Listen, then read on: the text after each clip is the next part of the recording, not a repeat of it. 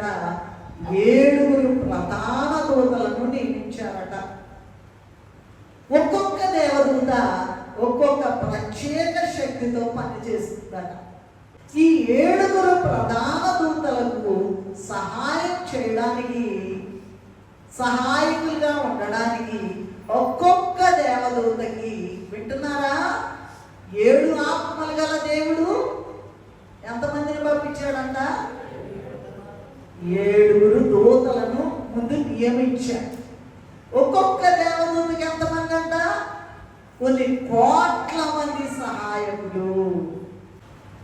గొర్రెపిల్ల వధించబడినట్లుండిన గొర్రెపిల్ల గుర్తుపెట్టుకోండి.